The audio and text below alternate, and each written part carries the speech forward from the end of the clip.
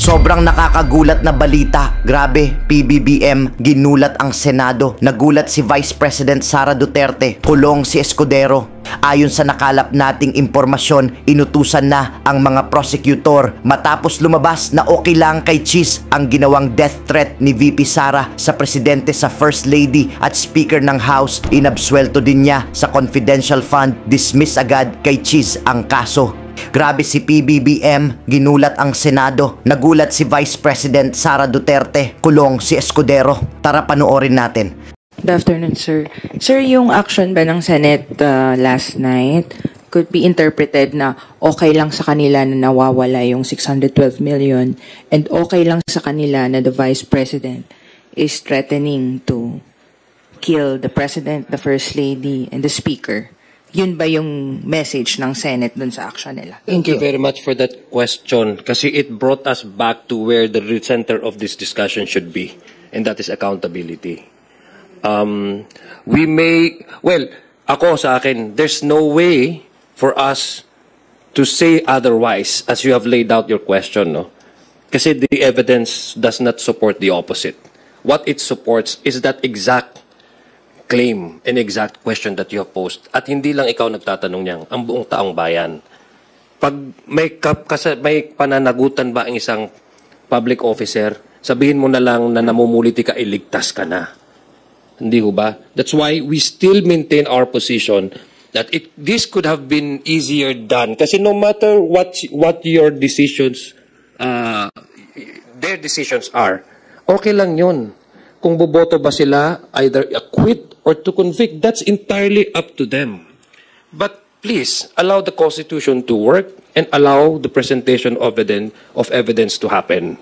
That way, we do not only discuss from among ourselves as politicians or as public officers, but it also give way for the public and for the entire nation to also learn and see whether these allegations are real or not. And we owe to them to give them that due, that what they deserve. Tama po, dapat balikan natin yung accountability because that decision affirms our initial apprehension na baka hindi na patatakasin na sa kapananagutan ang isang nasasakdal, which in this case of the Vice President. I think that question should be addressed by the senators.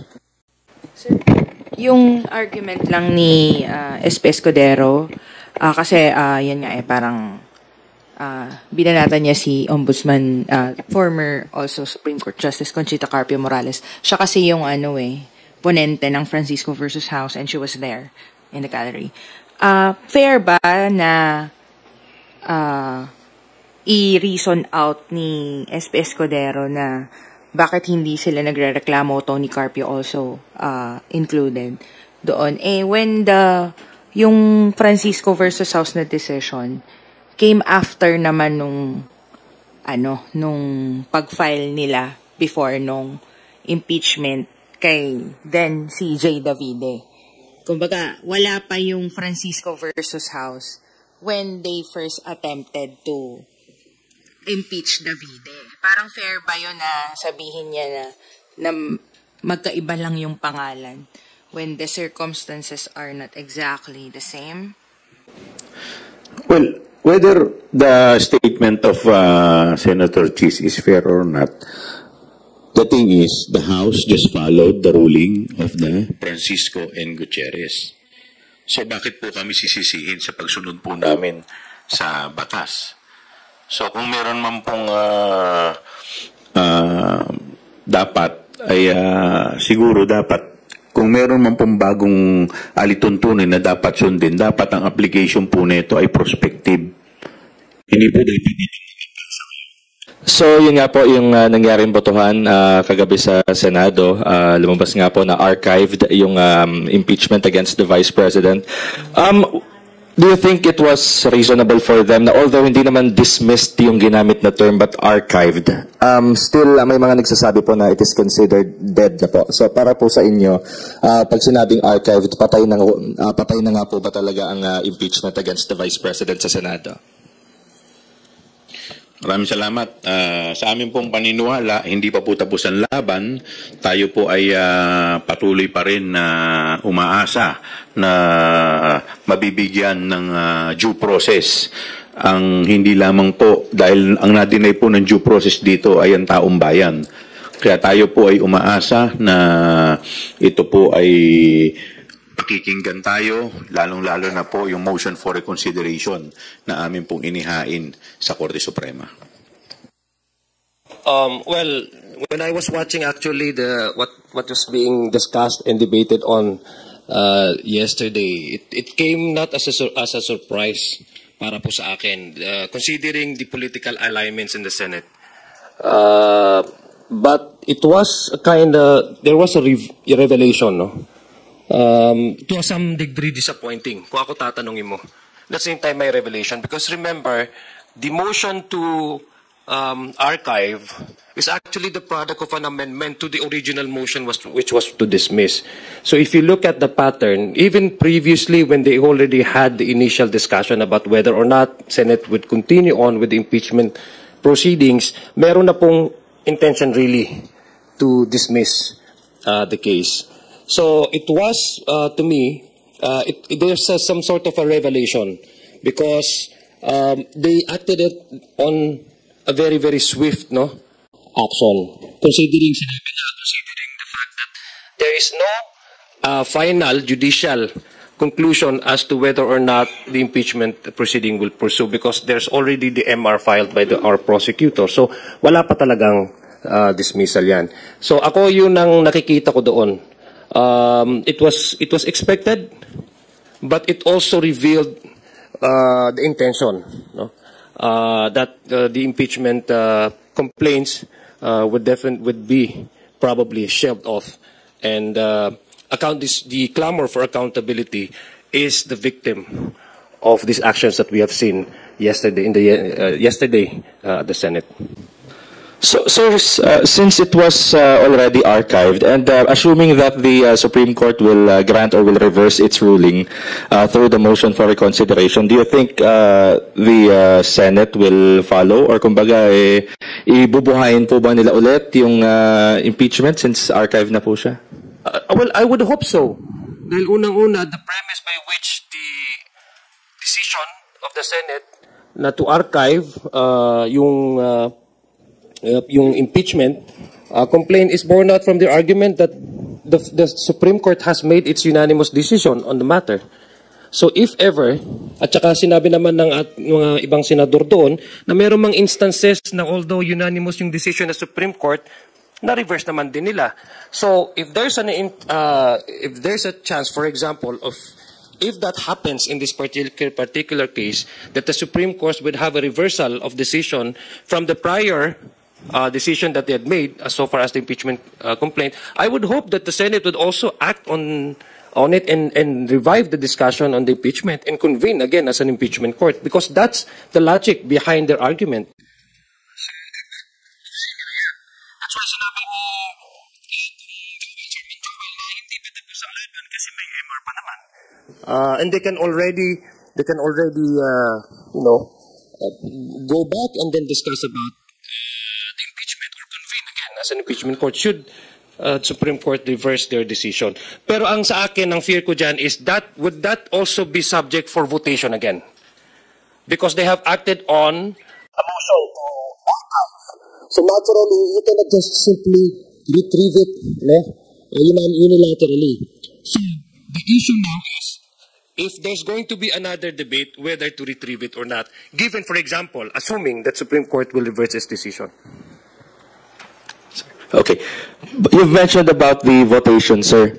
Kung titingnan yung numbers last night, pretty obvious na you've mentioned about the political alignments nga po among the senators.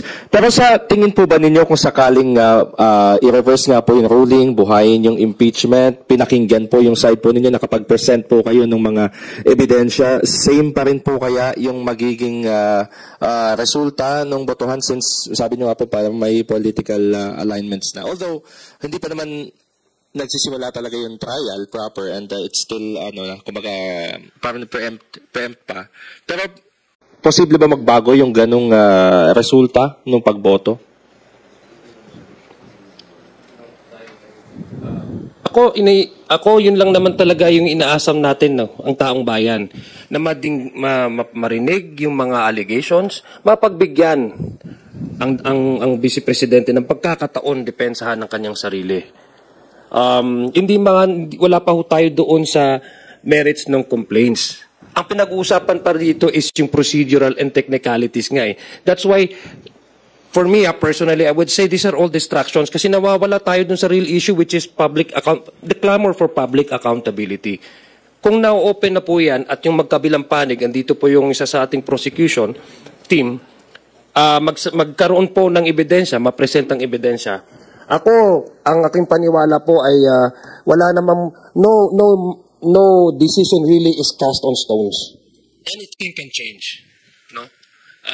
Even the Supreme Court has changed its decision many times over at sinabi naman yun ng ating kagalang-galang na senador. So ako naniniwala ko if the impeachment court continues on and allow both panels, the defense and the prosecution to present their evidences, their witnesses, there's going to be probably, I hope, and I'm sure of it, that some of these senators who are strictly limited to only focusing on the technicalities might also see the bigger picture, which is accountability. Tama po ba yung pagkakaintindi ko? Ang tanong ninyo, kung sakasakaling magbago ang desisyon ng Korte Suprema, kung ganun pa rin ang numero kung ito'y bubuhayin pag magbobotohan? Opo. Tingin ko po dapat unanimous. Kasi meron pong 5. Tapos may 19 po na hindi po na bumoto po na i-archive. Tama po ba? So, dapat po maging unanimous. Kasi po itong 19, ang sinasabi po nila, tinadahilan nila ay yung ruling ng Korte Suprema. So, kung magre-reverse po ang Korte Suprema sa kanilang ruling, dahil yun po ang sinasabi nila, adherence to the law, so dapat po lahat sila ay bumoto para buhayin ito. Last point na lang po. Kung Joel, may clamors po, may mga nagsasabi na kung sakasakaling tuluyan nga pong hindi umusad or mamatay na talaga yung impeachment against the Vice President, ay meron pa naman daw pong other venues such as House hearings. So, you being the chair of the House Committee on Good Government and Public Accountability, although kailangan nga po ng resolution for inquiries in aid of legislation, but will you pursue the issues kumbaga surrounding the Vice President sa good government and public accountability para lang maituloy kumbaga yung mga hindi na ipepresent sa Senate sa Senate Impeachment Court na dapat ay marinig po ng taong bayan? Doon po sa articles of impeachment, dalawa lamang po ang nakapaloob po dito na amin pong hinir. Now, when it comes to the issue of confidential fund at saka yung bribery issue, aming recommendation. So, sa ngayon po, wala pa pong pinag-uusapan dahil sa ngayon nasa proseso. So, nasa proseso pa po kami ng pagbubuo ng mga committee at kung sino po ang mga magiging miyembro. So, sa ngayon, wala pa pong pinag-uusapan tungkol po dyan. Thank you pa. Thank you, Haji. We will take the next questions from Milky Rigonan of DZRH. Good afternoon, Congressman. Sa nominal voting kagabi ng mga senators, instead of explaining their votes, most of them attack the House Speaker. Your comments, please. Kami po kasi, hindi po kami nagre-resort sa mga ad hominem. So, kami po ginagalang po namin ang Senado at ang mga, lalong-lalo na, ang Senado bilang isang institusyon. Kaya, kami po magtatrabaho lamang po dito sa Kongreso, pero kami po kasi ay, ang nire-representa po namin dito ay yung taong bayan, at yung taong bayan po ay natili pong nagtatanong. At tinatanong po ng taong bayan kung nasaan po napunta yung mahigit kalahating bilyong piso na nawawala po. Tinatanong rin po ng taong bayan kung nasaan at kung sino si Mary Grace Piatos. So, ito po, hindi po ito mariresolba sa pamamagitan po ng pag-atake sa aming House Speaker dahil ang issue po dito ay accountability. Ngayon, ang tanong ko po, ano po ba ang iniiwasan at pinoprotektahan nila? We will not be provoked by anyone to drag this issue to the level of gutter talk. Kami nirerespeto po namin ang aming opisina at institusyon ng aming nirerepresenta. Kung ibang opisyal po ay hindi ho nila binibigyan ng respeto ang kanilang opisina, that's their prerogative. But we will not allow this discussion, this important discussion, which is the public clamor for accountability, be made as a form of joke or to trivialize it by way of attacking personalities. Hindi ho namin i-allow yun. And I hope our counterpart in the Senate will still maintain the proper decorum and extend parliamentary courtesy. Remember, kayo po, ang taong bayan, alam po nila ito. Since the start of this issue on impeachment, the allegations of corruption, the acknowledgement receipts, the threatening the lives of the sitting president, the first lady, and the speaker, wala ho kayong narinig ni isa sa amin na ininsulto ang mga nakaupong huwes. So we expect the same courtesies from our counterpart to maintain proper decorum. If the issue really is about technicalities, then let's focus on technicalities. If the issue is about accountability, the prosecution team is more than willing to present to the impeachment court their evidences and suggest. So I would hope that those insinuations should be stopped because they're uncalled for and it will do no good to anyone. It only reflects the character of the one saying it. You're calling for a proper decorum in the plenary, Congressman. So, meron ba kayong... On that, we've already did that, we practiced that, we observed that, and for the longest time, we've been saying we will work according to the timeline of the Senate sitting on this impeachment court. We have extended all the respect and the courtesies that I guess our counterpart in the Senate deserves. I also have my personal, opinions about each and every one of them, but I will keep that to myself because my office demands that I should act accordingly. Ang panawagan po ay mula kay Senator Amy Marcos kagabi. So meron ba kayong personal appeal to the Senator?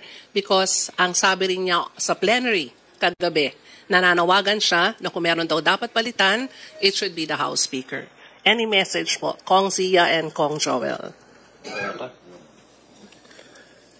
First of all, the House decides as a whole. Our decision is based on what the Speaker has delivered. We delivered 100% of the LEDAC priorities. He is inclusive. He listens to all concerns. And he actually inspired us to work harder as representatives. So that is the basis why all of us voted Speaker Martin Romualdez to remain in the speakership in this 20th Congress. As to exactly what would be my personal opinion, sabi ko nga, I have personal opinions on each of these senators, but I keep it to myself. I would just like to borrow her own words, no? To Dedma to make patol is human. To Dedma is divine. So, Dedma na lang kami. Basta sa amin, si Speaker Martin Romualdez delivered and we will still continue to support him and his leadership. Ang pagpili po ng speaker ay internal po ng House. At ang House po ay nagsalita na by unanimous vote ay pinagbotohan po na manatiling speaker si Speaker Martin. Pero hindi naman po ito ang issue dito. Hindi po si speaker ang issue dito. Ang issue po dito ay accountability. So, sa amin pong paniniwala, ito po siguro dapat muna ang ma-resolve. Panghuli na lang po, Kong Zia and Kong Joel, will you consider filing the articles of impeachment in February? Halimbawang hindi po maging maganda yung resulta ng MR sa Supreme Court. At nakita naman ho natin yung takbo kagabi na parang it's not on the merit of the case, but more on the personal attack against the House Speaker. Kung ano po yung aming susunod na, sa ngayon po nakafocus po muna kami sa aming MR. Kung ano po yung magiging resulta, siguro doon na lamang po namin pag-uusapan kung ano ang aming magiging next move.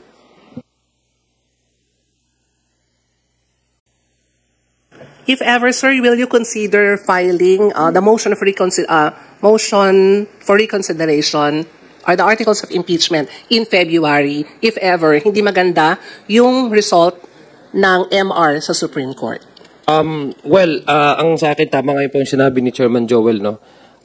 The issue of impeachment is a collective decision of the House.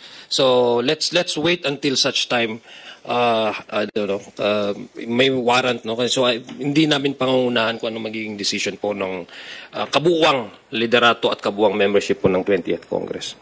Salamat po. Thank you, Milky. Next is Mela Lismoras from PTV4. Hi, good afternoon po, Kongs. Follow-up lang po, speaking of somehow attacks, may nabanggit po kasi si SP Cheese Escudero kahapon na slamming yung mga ex-justices na nag-criticize sa ruling ng SC laban sa impeachment ni Vice President Sara Duterte. Sila raw kasi yung pumigil dati ng impeachment ni retired CJ Davide based on the same grounds. Magkaiba lang yung pangalan ng ini-impeach. Sabi po niya, ang pinag-uusapan, yung mga maestradong nagko-question na retirado na bumoto sila pabor doon, subalit ngayon, tila nag-iba na ng posisyon. Ano ang pinagkaiba? Kung meron man, klaro ang pinagkaiba. Ang pinagkaiba, iba ang pangalan ng nasasakdal. Ano pong masasabi nyo rito? Kumbaga parang ang hina-highlight po, nagbago yung posisyon dahil lang sa pangalan. And ano po ba yung stand nyo dito? Na may mga nagsasabi nga na dahil si VP Sara yung center of yung impeachment ngayon. Kaya ganun yung stand nila. Alam po ninyo, hindi lang naman yung mga dating mga mahistrado ang nagsalita eh. Pati yung UP College of Law nagsalita, ang PhilConsa nagsalita. Iba't ibang mga legal luminaries nagsalita na po dito. Kami po, maliwanag naman po kung ano ang nakalagay sa ating saligang batas. Sabi po dito, ang House ang may exclusive power to initiate impeachment complaint. Ang Senado ang may sole power to try and decide. Papasok lamang po ang Korte Suprema kung may issue po ng grave abuse of discretion. Yun lamang po ang nag-iisang issue kung saan papasok po. So, sa amin pong paniniwala, maliwanag po ito at hindi naman po pwedeng masabi na nagkaroon ng grave abuse of discretion dahil ang House po sa pag-initiate po namin dito ng impeachment complaint ay niresolba lamang namin po. Sinunod lamang po namin kung ano po yung mga nakasaad dun po sa dating mga desisyon po ng Supreme Court. So, ito po maliwanag na interpretation, kaya ako po wala po akong nakikita na problema. And sir, sa ano lang po, may last question na lang po. Sa panig po, since yun nga medyo, kumbaga tagilid nga po itong impeachment sa ngayon, sa panig po ng House Committee on Good Government and Public Accountability, may mga magiging hakbang po ba yung inyong komite para kahit papaano, hindi man sa paraang impeachment, ay mailatag nyo pa rin yung mga ebidensya, yung mga iba nyo pang nakalap dito nga sa issue kay Vice President Duterte? Well, kagaya po ng binabanggit ko po kanina, na ngayon po nasa process pa lamang po kami ng pagbubuo ng mga house, ng mga committee membership. So, hindi pa po namin napag-uusapan kung ano po yung mga susunod na hakbang na gagawin po namin.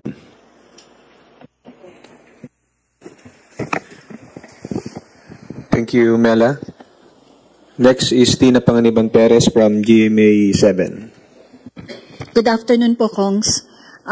Ang sabi po ng ilang senators, yung articles of impeachment ay pamumulitika lamang, na ito ay anti-Vice President Sara Duterte.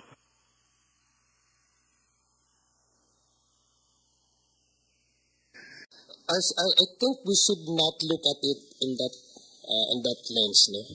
It's very clear that the beating heart of the rule of law is to hold public officials accountable to his or her actions. The family name is just accidental. Alam po natin yan at kailangan po as public officers, we need to make ourselves accountable. No? Huwag ho nating gawin na rason ang isang opisina o isang pamilya o isang influence para takasan po yung accountability na sinasabi. And all of these things na sinasabi nilang pamumulitika, they themselves are the ones using politics as a means to obstruct the real focus of this case, of this discussion, which is holding a particular officer accountable. These are all distractions. So let's focus po, para sa akin, let's focus on the allegations that were presented and evidence that are to be presented by the defense. Dahil I think we deserve, the country and the people deserves to know the truth. Regardless whether ito man ay isang membro na isang political family or not, these are just accidentals. What is important is number one, to maintain transparency, accountability in every public actions that we do as public officers. Kung pinayagan lamang po kami ng Senado na mailatag yung mga ebidensya sa impeachment trial at wala po kaming napatunayan, siguro po pwede po nating masabi na ito'y pamumulitika lamang. Pero kung yun po ay pinayagan po nila. Pero hanggang ngayon po, hindi po nila pinapayagan at lahat po ng klase ng taktik ay na-experience po namin. So sa amin pong pananaw, masasabi po natin na ito'y pamumulitika lamang kung nabigyan kami ng pagkakataon, maipaliwanag ito. Kong Chua, ano na pong next for the prosecution panel? Meron po bang possibility ng oral arguments and are you preparing for that? Yun po ay sa Solgen at yun po ang hinihingi po namin na sana po mabigyan po ng pagkakataon na magkaroon po ng oral argument para po yung mga question na like error of facts ay maitama po. Thank you, sir. Thank you, Tina. Rose Cas from UNTV is now recognized. Good afternoon po, Kongs. Kahapon po sa explanation ng vote ni SP Escudero dun sa pag-archive po ng articles of impeachment, he said, to the House of Representatives, I say, do not allow yourselves to be used for the blind hatred and ambition of a few who did these things, haphazardly, gravely abused their discretion and violated due process rights under the Constitution as found by the High Court itself. In spite of all this, you expect everyone to roll over in obedience. When we did not, you move hell and high water to destroy personalities, malign reputations, and tarnish institutions. To these people, I say this, the Senate is not your playground to run after your political enemies. We are not an accomplice in any grand scheme. Your reaction po? First of all, we do not want to make the Senate as our playground to initiate our grand scheme. It is based on what the Constitution obliges us to do. The rules, the Constitution has dictated upon us that to initiate the impeachment is a sole and exclusive power of the House. If there are allegations that warrant an impeachment proceedings, then the Senate should immediately act on it. No, again, during the voting last night in the Senate, there are members in the Senate with different political persuasions, and it's okay to vote on either pro or anti. That's initially what we expect them to do, but to make it as a reason to trivialize the issue on accountability and the rule of law, that to me is something that amounts to public distraction. And the main focus really is about holding a public officer accountable to his or her action. So, ang akin pong palagay sa akin, hindi po natin ginagawa ito dahil gusto natin manggulo sa Senado. Ginagawa ho natin ito para maging faithful ho tayo at compliant kung ano po ang sinabi sa Constitution pagdating po sa mga impeachable officers. Okay na po kayo. The Supreme Court, in its initial impeachment ruling, declared unconstitutional the articles of impeachment. And yesterday, the Senate decided to archive the articles of impeachment against the Vice President. So two big institutions decided against the House of Representatives. What is your next strategy? Kailangan bang may recalibration sa pag-exact ng accountability against the Vice President amidst the corruption allegations against her? Recalibration. May recalibration po ba kayo sa gagawin niyo pong ibang strategy para po i-exact ang accountability against the Vice President? Well, for now, ang inaantay po natin ay madesisyonan yung MR. Pag natapos yan, pag nadesisyonan ng MR, doon lamang po kami mag-uusap-usap kung ano po yung susunod na magiging hakbang po namin. What if, sir, if the Supreme Court decides with finality na yung articles of impeachment ay unconstitutional, what will be your reaction? Will you adhere? Will you abide by the decision of the Supreme Court if it decides with finality? Well, of course, siyempre, gagalangin po natin ng Korte Suprema, ako po bilang abogado and officer of the court, but it does not follow na hindi po kami gagawa ng aksyon. So, lahat naman po ng paggalang sa kataas-taasang hukuman ay ating pong ibinibigay. Maski po sa mga Senado. Yun nga, dadagdag ko lang po, no, alam ko naman magaling na abogado po, pero ako din nagbabasa-basa na rin din ho ako eh. Even the Supreme Court, nung decision po, no, na penned by Justice Laurel, sinabi ang Angara versus Electoral Commission, sinabi po dun sa decision na yun that each branch of the government is supreme within its own sphere. Ibig sabihin, if the House of Representatives has given by the Constitution the exclusive right to initiate impeachment proceedings, including adopting its own rules, then that also a way reinforced by that decision, no? Yung Angara versus Electoral Commission.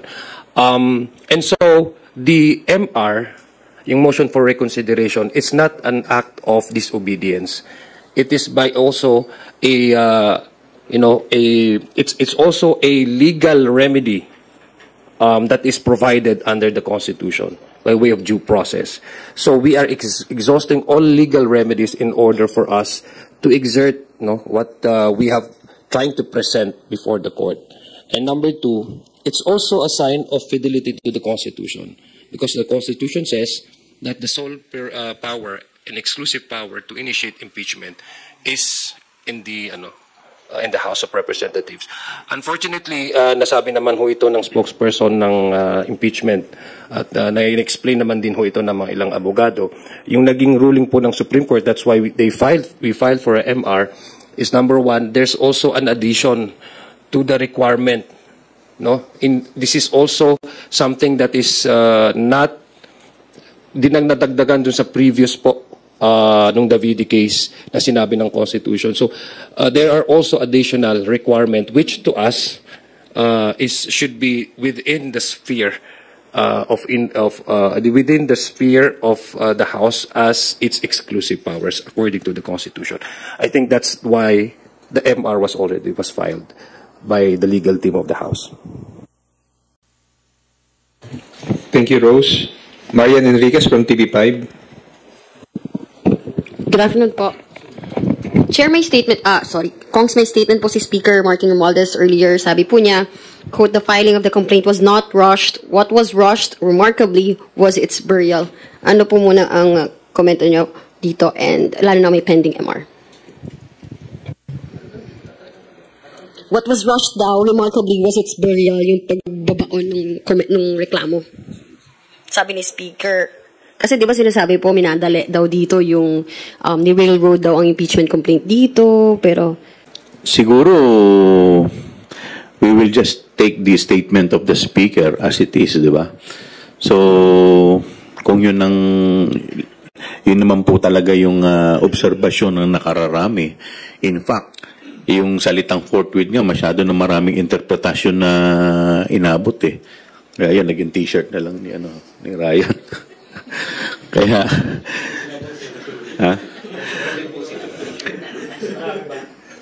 so, well, yun po talaga yung yun po yung talagang obserbasyon ng nakararami.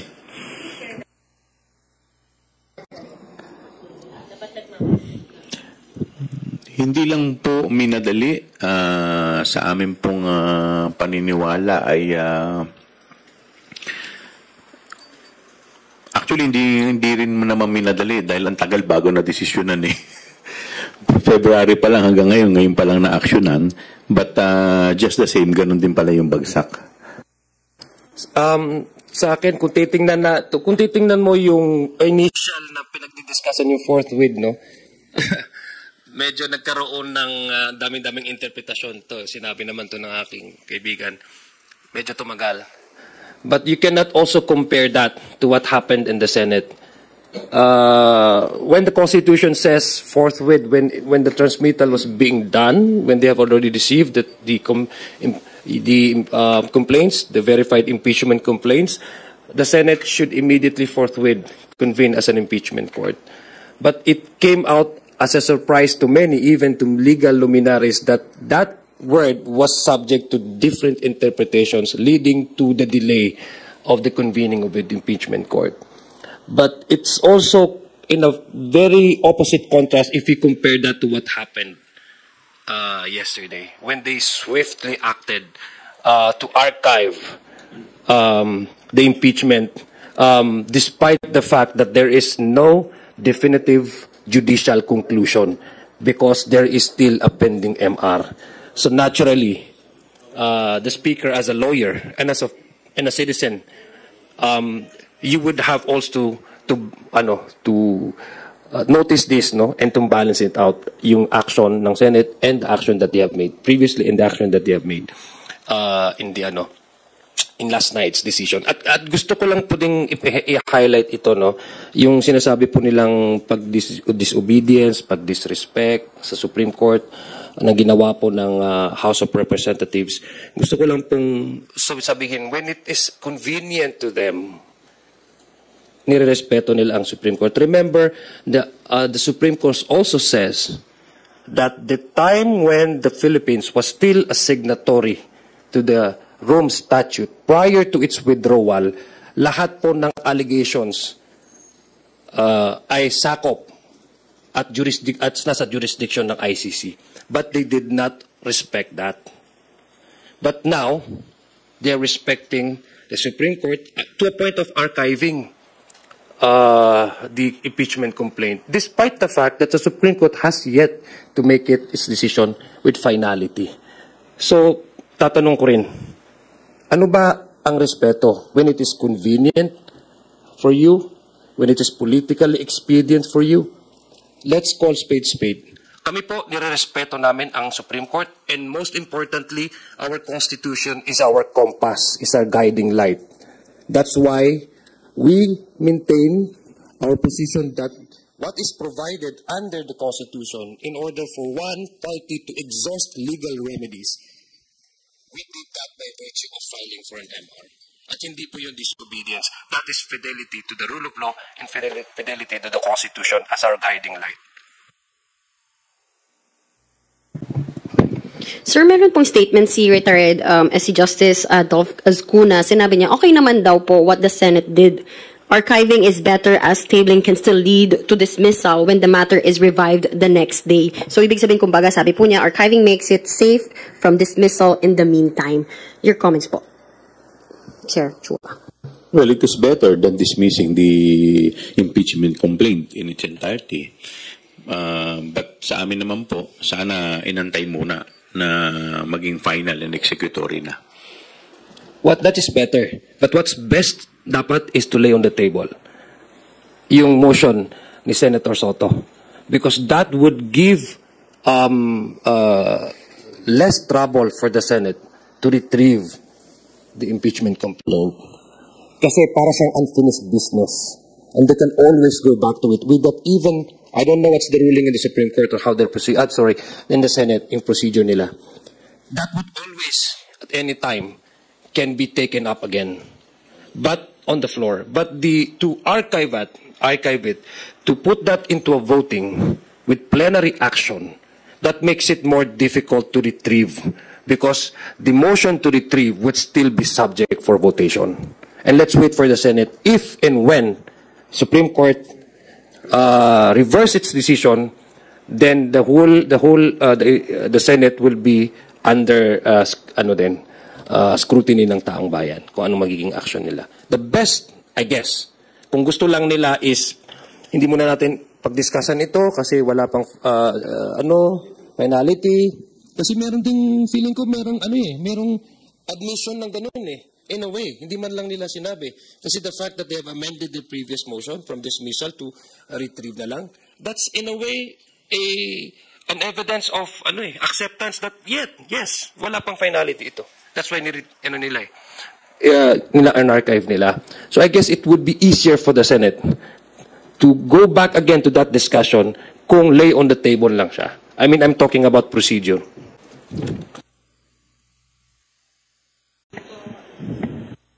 Thank you, Marian. Billy Vegas from Politico. Please proceed. Magandang hapon po. Kung tatanong ko lang, sabi po ni Senator Marcoleta, hilaw daw po yung impeachment. Tapos kinag-question niya rin po yung pagpasok doon sa order of business. Paano po niya masasabing naging hilaw ito? Ano po ang dahilan kung bakit niya masasabi na hilaw ito?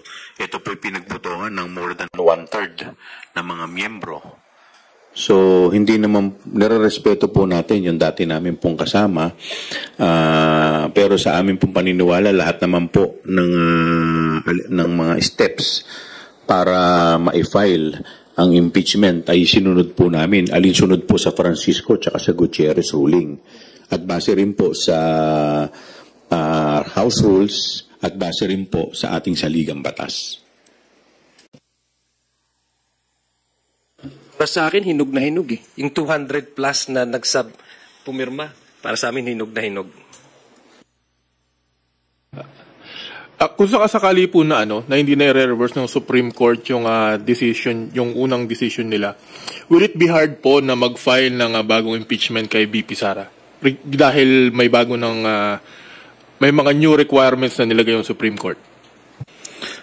Mahihirapan po dahil pinahirapan po ng with all due respect sa ating Korte Suprema, yung magiging steps po ay medyo mahirap na po. Kaya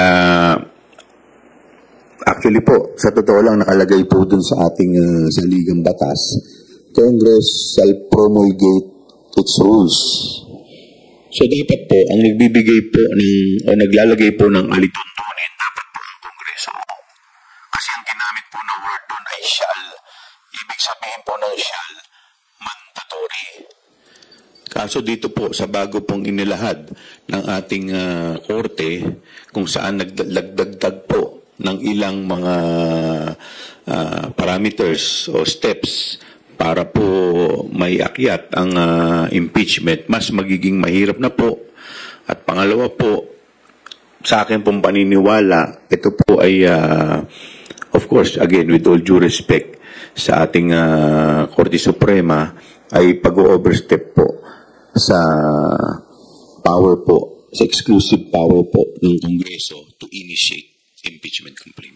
At saka may mga buhay naman din po ng mga framers, member po ng 1986 Constitutional Commission. At sinasabi nila, the intention really to make it easier in plain English doon sa Article 11 yun, no? The impeachment, no? Article 11, to make it more understandable and easier for ordinary people to comprehend, ay may intention po yan. To make it faster, to make it easier, yung forthwith sinabi, it does not only speak about the procedural matters that it should be taken, it also speaks about when an issue of impeachment is laid down, it also speaks about the urgency of the matter. Kaya forthwith ang ginawa nila So, even they themselves said, we made it very plain, in plain English at mas madaling intindihin as mas madali. Kasi the reason for them, and I think this is the wisdom at na-experience natin, in order to avoid this kind of fanfare, itong kung ano-ano lang yung nagkakaroon tayo ng mga issue na pinupolitika. Ang tanong ko nga is, pag mayroon bang kasalanan ng isang public officer, sabihin lang niyang pamumulitika, ligtas ka na. Hindi po. So I think that's the intention of the framers of the Constitution. Why they made it so simple and so easy to understand. And additionally po, madagdagan ko lang, ang trabaho, pumapasok lang po ang Korte Suprema pag meron po tayong tinatawag na claim abuse of discretion. Sa pagdagdag po ng mga parameters o ng steps para makapag-initiate ng impeachment, ito po ay hindi na po nila saklaw. Dahil ito po ay paglalahad na po o pag-aamyenda na po ng rules kung saan binibigyan po ng exclusive power ang Kongreso. Thank you po. Thank you, BD. Earl Tobias from IBC 13. Kongs, good afternoon po. Kung nabanggit kanina yung convenience sa pagsunod lang sa Korte Suprema na nakita sa ilang mga issue na napag-usapan sa Senado. That being said po, kung sakasakali na balik na rin or mag-switch ang Korte Suprema ng kanyang desisyon after waliwanagan sa motion for reconsideration na inhain ng Kamara, ibig sabihin din po, Kongs, hindi na dapat subject for debate ang paglilitis kay Vice President Sara Duterte at ang pagtuloy ng Senate Impeachment Court ay dapat diretsyo na rin kung sakasakaling pumabor ang MR sa Kamara. Forthwith.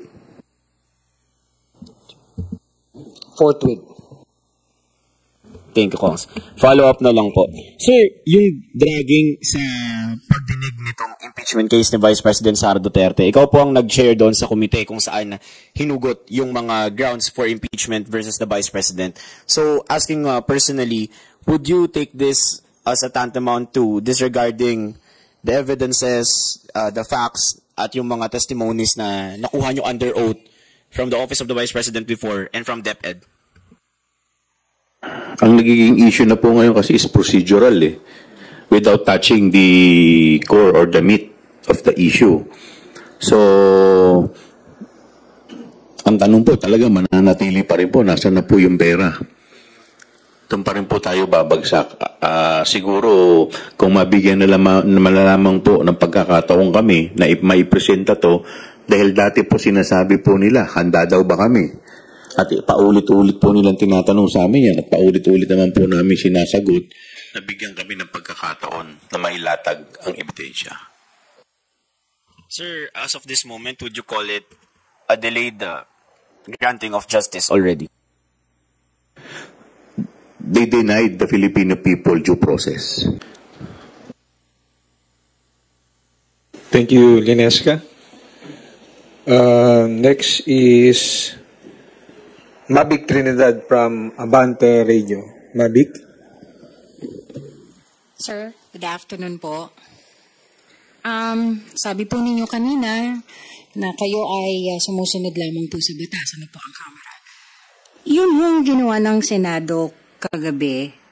Sabi din nila, they just acted sa naging decision po ng Korte Suprema, in particular with the word executory. Kaya po nag-file ng motion si Senator Marcoleta. Pwede ho bang paki-explain in layman's term yung sinasabi ng Korte Suprema na complaint the impeachment complaint ay null and void ab initio, at yung hong pagsunod ng Senado paggawa ng motion for the word executory, immediate executory. Ano ho sa palagay po ninyo ang, para ho mas maintindihan namin, na yun ho ba ay mali? Ano ho ba yung ibig sabihin nun? Well, normally po sa mga kaso po, pag meron pong nakalagay na executory na or immediately executory, dapat yan ang susunod na yan, maglalabas po sila ng mga writ of execution. So, ang writ po, yun po yung kautusan talaga, no?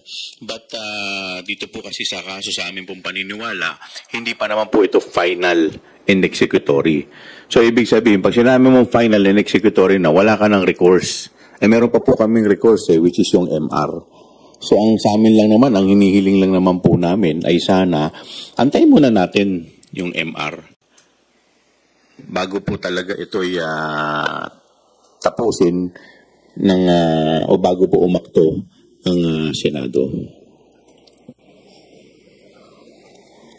Balikan ko nga lang po, no? I think the reason why it was settled into a motion to archive, because in a way, that's already an acceptance that it's not final and executory. Si mismo po yung movant ng motion na yon, ang ating pong kasama dito sa House, ay siya mismo ang yung archive. They can already dismiss that kung if there's a final and executory. But then again, they archived it because the anticipation is the Supreme Court may reverse it in finality. And you're positive na marireverse pa? Base po dun sa bagong motion, dun po sa motion for reconsideration na ipinasa po ninyo. Ang sa amin po, bigyan po ng pagkakataon na magkaroon ng oral argument. At sana po basahin ng maayos itong MR namin dahil lahat po yung mga sa tingin po namin na issue ay nasagot naman po ng maayos. And the MR is well written and well argued. Sir, last na po ito. Si Senator Marcoleta po ay, I'm sure hindi na ho kayo na-surprise, dun sa kanyang stand. Siya po ang nag-file ng motion to, for the archiving, palagi po ba ninyo kahit pa paano naka-impluensya siya dun sa mga ibang senators na dahil kasama po ninyo siya before at alam niya po kung papaano ang naging proseso dito po sa Kongreso nung paghahain ng impeachment case. Do you think po meron din siyang kahit papaano impluensya po dun sa mga senators to decide na magkakasama po sila sa motion to archive? Siguro mas masasabi na lamang po natin na si Senator Marcoleta ay isang abogado. Mahusay din naman po. Alam naman po natin yan. Nakasama po namin dito sa House. Kaya siguro siya yung tamang tao na mas makakapagpaliwanag ng mga legal implications at makakasagot sa mga tanong na po pwedeng ibato dito po sa kanyang motion. Kasi kung hindi po abogado ang mag-ahain ng motion, baka po mas lalo pong hindi ma-justify yung kanilang motion na ihahain sa plenaryo. There's no doubt naman po that sabi nga ni Chairman Joel na magaling naman talaga bilang abogado at bilang legislator. There's no doubt that his inclusion to the block is a strong addition doon sa kung ano man yung mga advocacies pinaglalaban nila. But as to whether or not this may have something to do with the voting, hindi ko natin alam kung ano yung dynamics ng mga senador, no? But siya ko yung naging movement, siya ko talagang nagdepensa. So, yun lang po. Let's leave it at that. At talaga namang meron siyang kakayahan bilang isang legislator. Sir, thank you po. Thank you. Next is Gab Lalu from Philippine Daily Inquirer. Sir, yung unang question ko connected sa tanong ni Earl. Yung parang nabababaan ba kayo dun sa pagtingin ng karamihan sa mga senador dun sa complaints na para bang gawa-gawa lang siya? Na parang, kasi yun yung pananaw kanina ng Makabayan Block, sinasabi nila na dahil ang dating sa mga senador politika lang, para bang minamaliit na yung resulta ng mga naging investigasyon, lalo na sa inyo, sir, sa panel niyo, sir. Well, sa akin po, hindi ko naman concern kung anong tingin nila. Basta tayo po sa ating committee, gagawin lamang po natin kung ano ang ating trabaho. At kung may nakikita po tayong problema, hayaan po natin na yung taong bayan ang mag-usga. Kasi sir, hindi ba siya alarming? Considering na there is still a possibility na trial will push through. Parang at this stage in time, hindi na binibigyan ng timbang yung ebidensya o yung articles na present ng House.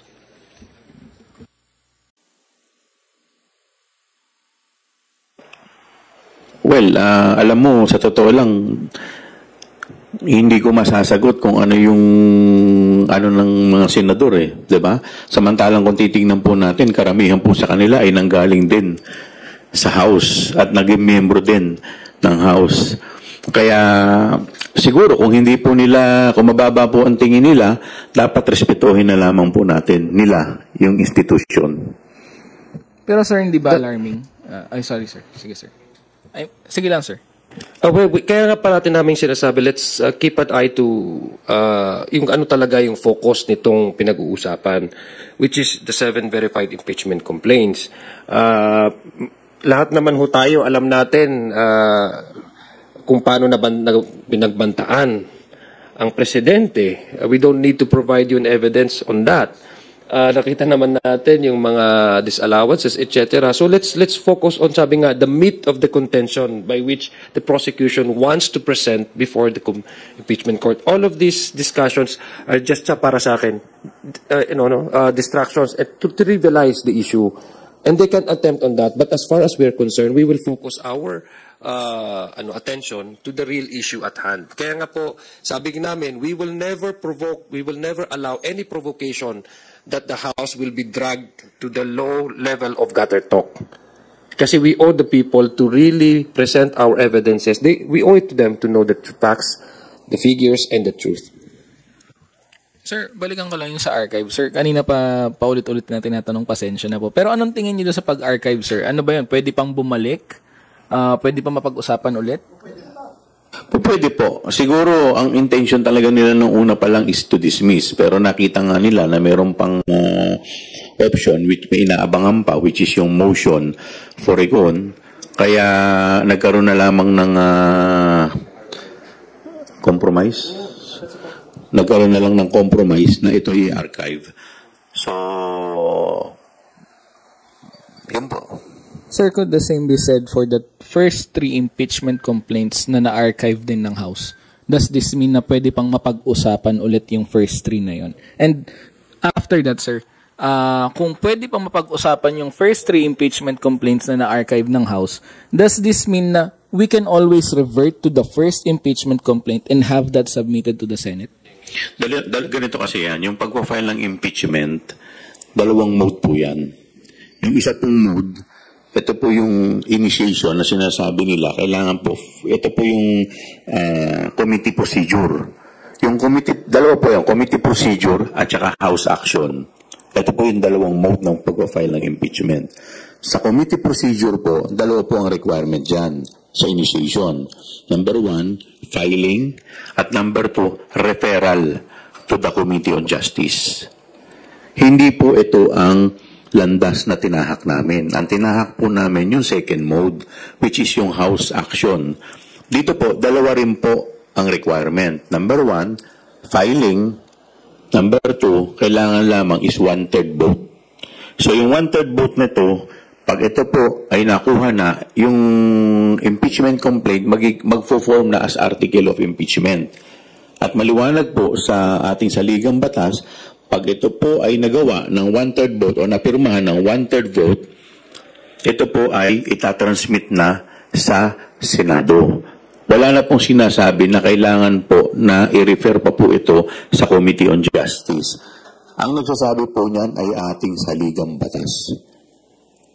Sir, baliktarin ko naman yung sitwasyon na kasi archived yung articles of impeachment sa Senate and then na-archive din ng House yung unang 3 impeachment complaint. Pero doon sa Supreme Court kasi, sir, yung decision nila, sinasabi na yung pagkaka-archive doon sa first 3 impeachment complaints equates to a dismissal of the complaints. Hindi po kaya mangyari, sabihin nila, dahil na-archive na ng Senate, it is in effect dismissed na rin po. Hindi po. Kasi po nung nagtapos po nung 19 Congress, tapos na rin po yung lahat ng action ng House. So natapos po nung 19 Congress. Dito po, hindi pa naman po tapos eh. Dagdagan ko lang, the action that was made by the House of Representatives, yun na-explain niya, there are several modes. It was archived because what we did is we exercised the term, which is more than 1/3 ng boto. But in the case of the Senate, it was archived precisely because there's no finality in the Supreme Court's decision. So magkaiba po yung context noon. So, hindi na-archive namin because we followed the third mode as provided under the Constitution. And the Senate, they archive it because there's an admission that the Supreme Court has yet to finally deliver and hand down their decision. As far by virtue of the MR that was filed by the House of Representatives. Thank you, God. Before we wrap up, we will entertain two more reporters. And Sarto from DCME, and then last question will be from Tina Panganiban Perez of GMA7. Ed? Good afternoon, Kong Joel and Kong Sia. Tanungin ko lang, kasi after last night, narinig natin explanation of almost all the senators. And based on their explanations, they attacked not just the individual congressmen who signed doon sa articles of impeachment, or endorsed the articles of impeachment, but also the institution. My question is, may umiiral pa bang parliamentary courtesy between the two chamber? And idagdag na natin ang Supreme Court. So far as the House is concerned, we always respect the upper chamber as well as the Supreme Court. Basta't kami po, we will just follow the mandate of the Constitution. Kung ano po nakalagay lamang sa ating saligang batas, yun lamang po ang aming susundin.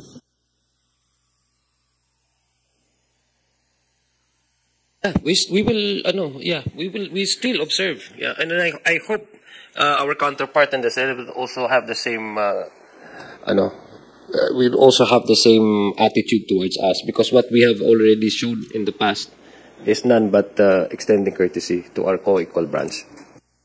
Love lang, sir. Based on sa mga narinig natin, hindi ba yun pagbaliwala na sa interparliamentary courtesy?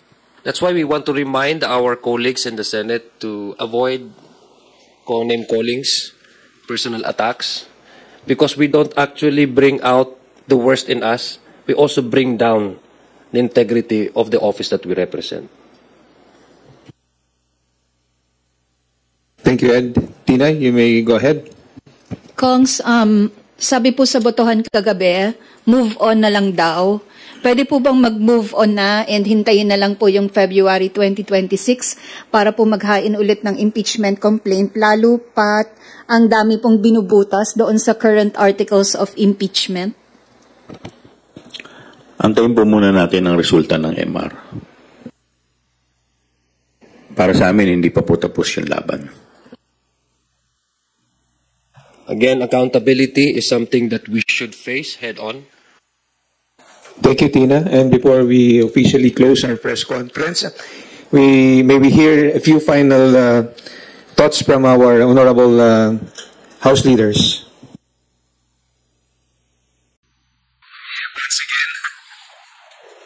So siguro po nagpapasalamat po kami sa ating mga kasama po dito na mga media at hinihingi lamang po namin ang pasensya o habaan lamang po natin ang pasensya natin. Ganun po talaga ang proseso. Talagang meron po talaga mga proseso sa demokrasyang bansa.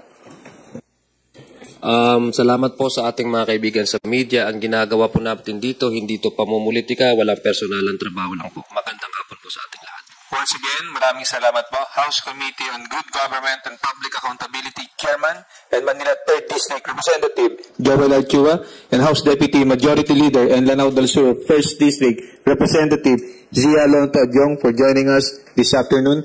To everyone, sa mga kasama sa media, sa lahat po ng technical staff, magandang hapon po.